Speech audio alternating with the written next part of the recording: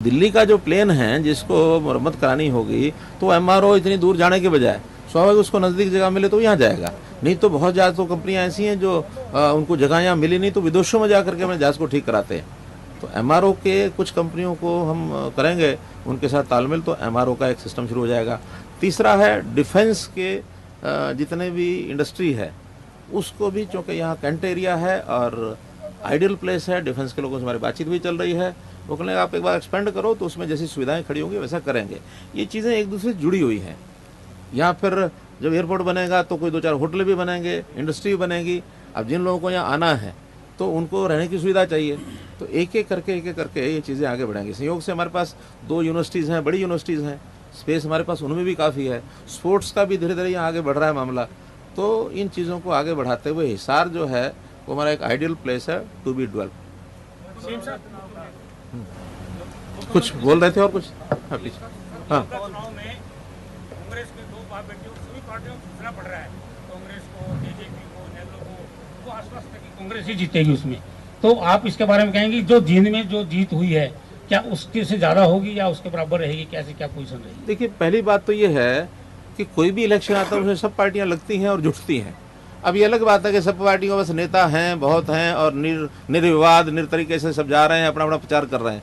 अब इसमें हमारा क्या दोष है कि उनके पास बाप बेटा के अलावा कोई जाने के लिए तैयार ही नहीं हुआ। जब कोई जाने के लिए तैयार नहीं है तो बाप बेटा ही रहेंगे। दूसरे को जाते हैं तो उनका कैंडिडेट ही कह देता है कि नहीं मुझे कोई जरूरत नहीं है। जब नेता को धुतकार दिया जाता है तो नेता का माथा खराब है, क्यों जाएगा? लेकिन उस बाप बेटा को पसीने आए हुए हैं, क्योंकि जैसे उन्होंने एक बड़ा नेता अपना उतारा था जींद में उनको धराशायी होना पड़ा था। कितना बड़ा नेता था। अब उसको पता नहीं भगवान जाने बुद्धि कहाँ से, सद्बुद्धि ये आई कि कैथल का विधायक होते हुए जींद में जा कूदा। तो इस पर बड़े लोग अचंभित थे। अब उसको बेशरम इतना है कि वो जींद भी हार गया, फिर कैथल भी हार गया और बिहार जीतने चला। क्या बिहार बा? ठीक है बा। इसलिए बड़ौदा हम जीतेंगे। हमारे गठबंधन के सब नेता वहां लगे हुए हैं। हमारा कैंडिडेट भी बहुत अच्छा कैंडिडेट है, उसको बड़ौदा की भी ख्याति प्राप्त है, हरियाणा की भी है, राष्ट्र की भी, अंतर्राष्ट्र की भी है। उसको हर जगह ख्याति प्राप्त है एक पहलवान के नाते, और अच्छा जो परफॉर्म करने वाला पहलवान, देश में दुनिया में नाम है। सीएम साहब आप कह रहे हैं कि आपने 5 साल पिछले और 1 साल इसमें काफी विकास किया है, बट चुनाव प्रचार में भूपेंद्र सिंह हुड्डा कह रहे हैं कि इस 1 साल की सरकार में तो एक नहीं अनेक घोटाले हुए हैं, और साथ ही वो ये कह रहे हैं कि ये बता दें हरियाणा के मुख्यमंत्री 1 इंच जमीन का अधिग्रहण पिछले 5 साल में किया हो, कोई नया बड़ा प्रोजेक्ट लगाया हो, कोई पावर प्लांट लगाया हो, या कोई भी बड़ी परियोजना जो हरियाणा में आई हो जिससे हरियाणा के युवाओं को रोजगार के अवसर मिले हो, ये आरोप लगा रहे हैं सर। घोटालों की सरकार 2005 से लेकर 2014 तक जमीनों के जितने अधिग्रहण हुए और उसमें क्या क्या हुआ ये प्रत्यक्ष उनको ही पता, हमको ही पता। हम तो वही कांटे निकालते अभी भी पूरे निकले नहीं हैं।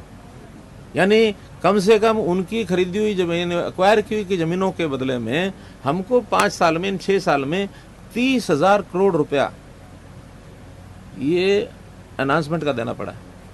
30,000 करोड़ रुपया। और जो जाते जाते वो 31 दिसंबर 2013 के दिन 3 या 4,000 एकड़ भूमि का वो नोटिफिकेशन कर गए थे, सेक्शन 4 लगा गए थे। हमने आने के बाद उसको रद्द किया। हमने बिल्कुल ये तय किया था कि जितना पुराना लैंड बैंक है, जिनमें सारे इन्होंने घोटाले किए हुए हैं और जितने कोर्ट्स में फंसे हुए हैं, जमीनें यानी किसानों के साथ धोखा इन्होंने किया, कितना ही। अब ये मानेसर का घोटाला है, फिर वो उलावास का घोटाला है, वो सारे उन्हीं के जिम्मे पड़ रहे हैं। आज सीबीआई